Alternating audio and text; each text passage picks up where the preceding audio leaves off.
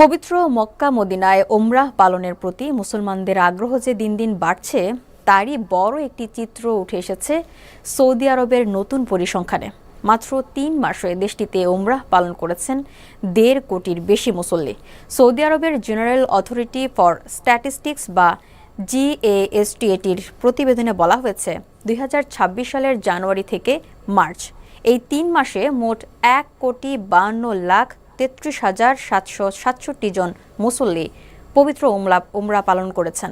এর মধ্যে সৌদি আরবের অভ্যন্তরীণ উমরাহ পালনকারীর সংখ্যা প্রায় ৯৪,৬৪,৪৯৬ জন, আর আন্তর্জাতিক উমরাহ পালনকারীর সংখ্যা ছিল ৫৭,৬৯,২৭১ জন।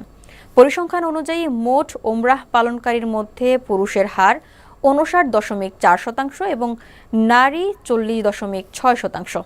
আন্তর্জাতিক উমরা পালনকারীদের মধ্যে অবশ্য নারীদের সংখ্যা কিছুটা বেশি, তাদের ৫১.৮% নারী এবং ৪৮.২% পুরুষ। বিদেশি মুসল্লিদের সৌদি আরবে প্রবেশের প্রধান মাধ্যম ছিল বিমানপথ।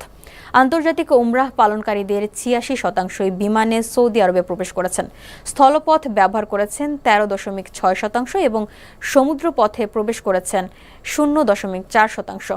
মাস ভিত্তিক হিসেবে জানুয়ারিতে আন্তর্জাতিক উমরাহ পালনকারীর সংখ্যা ছিল সবচেয়ে বেশি, ২২,৩৭,৪১৮ জন, আর মার্চে তা কমে দাঁড়ায় ১৩,৯০,১৩০ জনে।